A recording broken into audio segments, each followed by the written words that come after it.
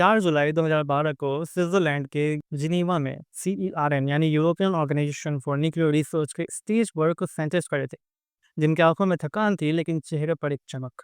और फिर उन्होंने अनाउंस किया, we have observe the new particle consistent with Higgs boson, यानी हमें हिग्स बोसोन के रूप में एक नया पार्टिकल मिला है।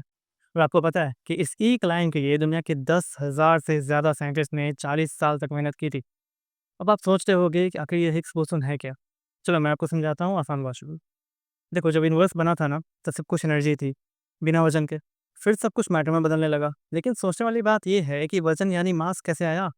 जैसे कोई चीज़ हवा में उड़ती है, फिर जब पानी में जाए तो धीरे चलती है। वैसे ही यूनिवर्स में एक फील्ड है जिसमें सब पार्टिकल्स तैरते हैं, और जिन पार्टिकल्स को ये फील्ड टच करता है उन्हें मास मिलता है।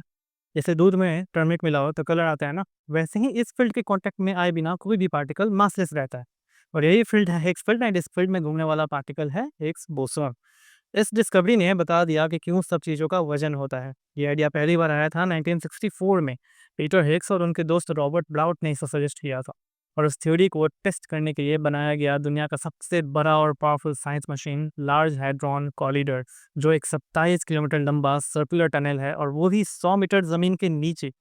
वहाँ प्रोटॉन्स को लाइट की स्पीड से टकराया गया बिलियंस ऑफ टाइम्स, और एक दिन उस क्रैश में मिला एक सिग्नल, कुछ नैनो सेकंड के लिए, और वही था हिग्स बोसॉन। एक पार्टिकल जो इतना छोटा है कि ट्रिलियन में एक चांस होता है पकड़ने का।